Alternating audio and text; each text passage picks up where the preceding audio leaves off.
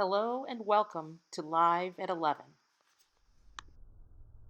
September is National Preparedness Month, so today we've got a couple of tips for you on how to prepare your emergency kits.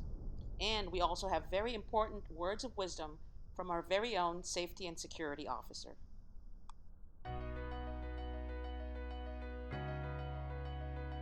We are going to put together a basic emergency kit for your home. Many of these items you have around the house, others may be worth purchasing. It is best to have all of your emergency items in one place. A waterproof bin works well. Make sure everyone in the household knows the location of your emergency kit.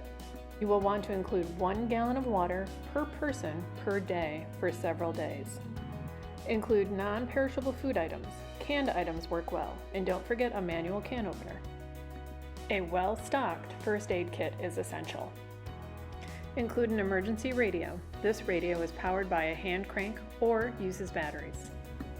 Include a flashlight and extra batteries. Both disinfectant wipes and masks should be included. It is important to have any prescription medication and non-prescription medication accessible.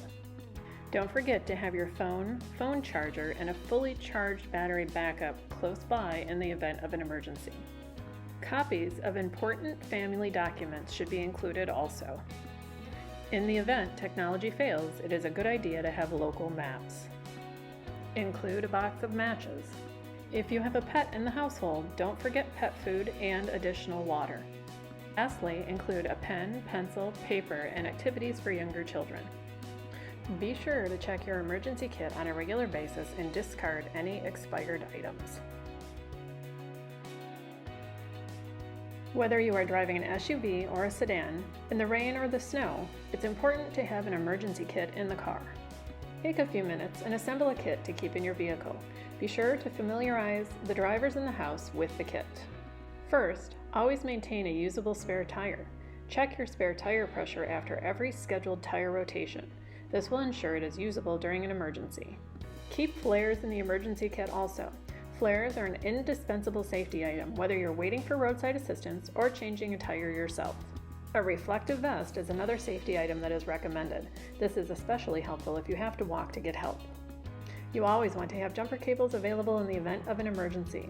You can also purchase a portable battery with jumper cables. Be sure to check the battery every 6 months to ensure it is properly charged. Keep a flashlight and extra batteries in your emergency kit. A multi-use tool can also come in handy. A fully stocked first aid kit should be included, along with an emergency blanket. A small fire extinguisher is recommended. It is also a good idea to have a compass, especially if you are in back roads and have no cell service. Keep water and non-perishable snacks in the car. These will be needed if you are stuck for a long period of time. In colder climates, be sure to keep an ice scraper and a hat and gloves. Hello, my name is Guy Turner. I am the Safety and Security Manager here at the Porter Public Library. Prior to that, I was a Westlake policeman for 33 years. I retired in 2018 as a captain.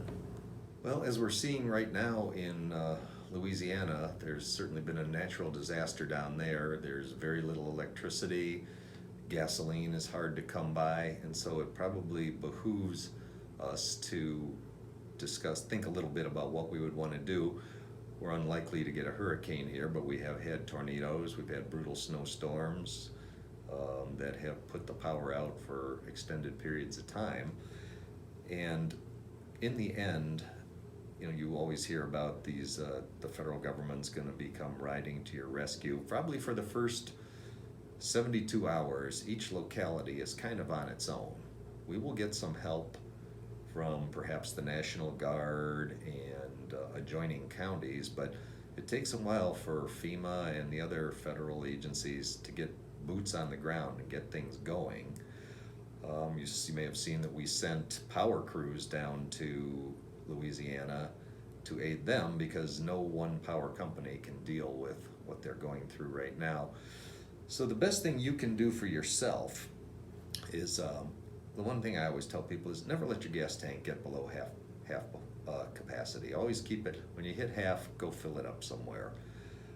Make sure you have a charger that works in your car, because if the wall current goes out, you can't charge your phone. But if you have a cigarette lighter and a car charger, you can stay in touch with people and they won't worry so much about you. Try to keep non-perishable food items on hand. There's a lot you can do without even having to cook. Yeah, you're going to have to get the old-fashioned can opener and open up beans or what have you, but you can get by pretty well. The one suggestion I've always heard is keep the bathtub full of water. If you really get into a pinch, and it probably sounds distasteful, you can consume the water that's in the toilet tank. Not in the bowl, but in the tank, if you're really in a pinch. But it might be better to have some gallons of water on hand. If you are separated, have a plan to meet where you're all going to meet, especially if somebody isn't home when disaster strikes. So you have basically have a rally point where you can all be expected to gather. Those are some of the basics, basically, for keeping yourself alive. If you're on medications, make sure you know where you can find those. Even in the dark, you might need them. Basically, it's a planning process and a thinking ahead process. Once disaster strikes, it's kind of going to be too late. So if you can put together, like I say, your meds, a car charger for your phone, keep the car gassed up. Those are a couple of the basics that you can help yourself with.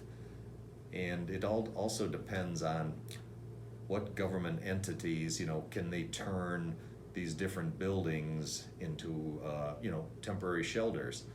If we lose power here at the library, we can't do anything for the public. There are some buildings in Westlake that have generators, not a lot, but a few. You might consider getting, and it's an expensive proposition, a natural gas generator for your home. You hook it to the gas line and it automatically comes on when the electricity fails.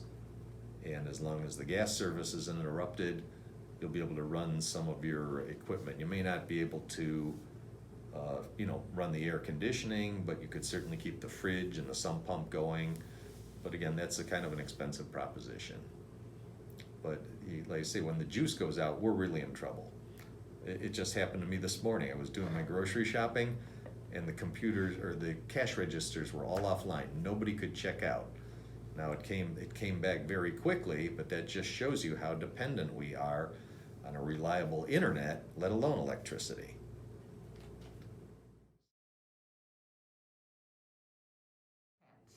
You want to keep a little supply, well, maybe more than a little supply of the animal's food, the animal's medication. You definitely have to have a cage for it.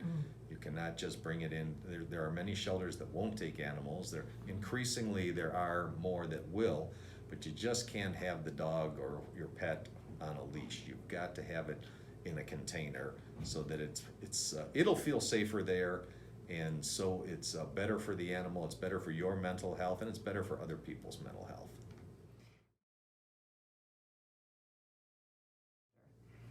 Well, the fire department will always be there if you're experiencing a medical emergency. Back in, I think it was 2012 with Hurricane Sandy, there were a lot of people, the power was out for a period of time and they rely on like CPAP or oxygen devices, and if you were in a pickle, the fire department would come and get you, and they'd probably end up taking you to the hospital. And also, obviously, our service department is going to be there every time we have a bad storm and trees are down and lines are down. Those are the guys that come around and set up the barricades, and they clear the sidewalks and the roadways. Sadly, if a tree comes down on your house, that's on you. You have to take care of that yourself. But if a sidewalk is blocked or a roadway is blocked, our service department guys come out and get going on that after a safe interval, when it's safe to proceed. That's for 911's for life-threatening emergencies. Okay. If you just have questions, and please don't call and ask when the power is going to come on, because we don't know. We don't have any secret inside information. The power company has their own protocol of how they restore power to quadrants. So yes, the guy across the street might have power and you might not. But the non-emergency phone number is 440-871-3311 for police, and for fire, it's 3322.